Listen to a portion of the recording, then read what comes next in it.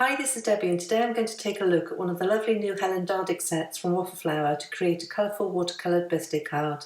Last month I chose a Big Bear and Bird set to try and create a card in their style, and I thought it would be fun today to try and create a card in Helen's style. I've been a long-term follower of Helen's, and scrolling through her Instagram feed I'm struck by the quirky designs in bold colours.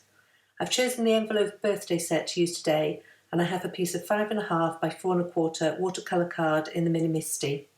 I'm lining up the two main large images from the set along the long edge of the card, and once I have them straight, I'm using the Draw the Mini Misty to pick them up, and then I'm stamping them in Antique Linen Distress ink. Being light in colour and water reactive, this ink will disappear as I paint over it, but will give an image to work with. As the watercolour card is textured, I stamp the image a couple of times until I could clearly see where it's watercolour. Jumping straight into the watercolouring now, and I have my watercolour palette and two brushes sized 1 and 00. I've come to find that when painting cards it's really helpful to have the finer paintbrushes to handle the smaller detail in a card. Off to the side I have the stamp set for reference and Helen's Instagram feed for inspiration. Firstly I'm going to get a base layer of colour over the different elements and then add some details later on. I'm starting with a girl's face and I've avoided the eyes and the cheeks so I can come back to those areas later to add colour once the base layer is dry. For most of the other elements, I'm laying down a base layer and covering up any detail within those areas, such as the patches on the cat, and then I'll come back in later to add those details back in.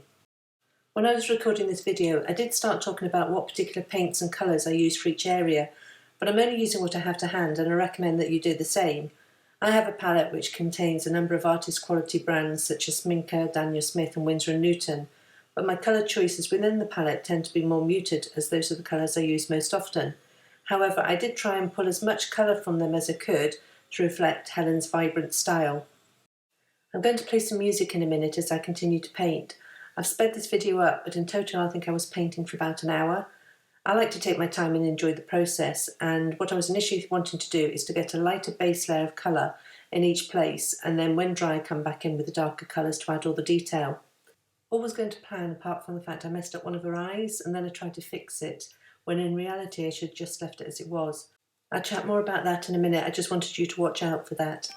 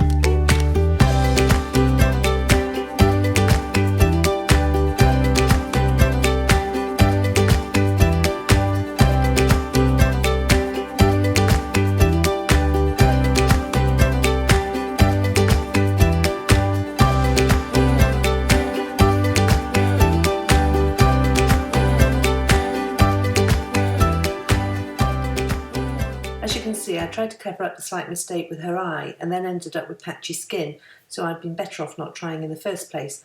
However, I went in and painted over the whole face area again, and it wasn't as nice a look as the first layer had been, but I was able to fix things a little later on. Having finished the painting for now, I've placed the card back in the Mini Misty and I'm going to stamp the sentiment. I find it useful to use a T-square ruler to ensure the sentiment is lined up straight. I'm using VersaFine Onyx Black ink and stamping several times to try and get a solid image on the textured card. However, you can always go back in and fill in the gaps with a black pen. At this point I thought it would be nice to have a butterfly beside the sentiment, so I stamped that in antique linen distress ink again and watercoloured as before. One of my favourite things to do at the moment is to refine and add details with coloured pencils. I have both Prismacolor pencils and Faber-Castell ones. As they were softer, I like Prismacolor for blending over a large area. However, I find the Faber-Castell pencils are harder and keep a sharp point better for adding details. I also added some highlights with a white gel pen and then foam mounted the finished panel on the Desert Storm card base. I really like how this fun and colourful card turned out and adore Helen's quirky style. After I stopped videoing, I was able to even out the skin tone slightly with coloured pencils. I just have to remind myself that this is a handmade card and to embrace imperfections. I'll leave links in the YouTube description below to the products that I've used today, as well as a link to the coordinating blog post over at limedoodledesign.com. I want to thank you for joining me today, and if you've enjoyed this tutorial, I'd be delighted if you subscribe to this channel. Thanks, and I'll see you next time.